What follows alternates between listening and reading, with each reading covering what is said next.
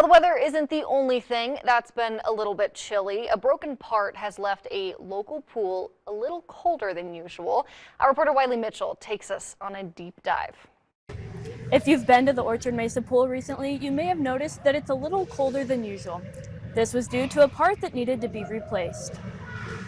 The pilot light ignition source had to be replaced due to the age of the pool. Because the part is old, it will take about 6 weeks to get a new part for the water boiler. To be creative, we pulled a part off of our Lincoln Park pool and installed it up at the Orchard Mesa pool to keep the pool up and running in the short term. Lincoln Park is closed for this season, so crews can repair that part before it opens again next summer. With the age of the pool, unfortunately this part won't be the last to go out. We had a third-party engineer kind of evaluate most of the pool functions up at Orchard Mesa, and most of them are at their kind of end of life and are struggling to maintain.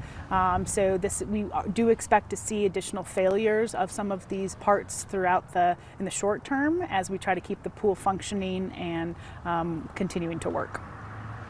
The pool dropped from its average of 84 degrees down to 75 degrees. But the city was able to get the part fixed on Tuesday, and the temperature should heat up quickly. It was really nice that we were able to fix it so quickly. During any time there's no school days, it's really nice to have that pool open and available to the Orchard Mesa community and then the Grand Junction community as a whole to be able to use that pool. The pool will be closed tomorrow for the New Year holiday, but it will be open again on Thursday for normal business hours. Keeping it western on the western slope, I'm Wiley Mitchell reporting.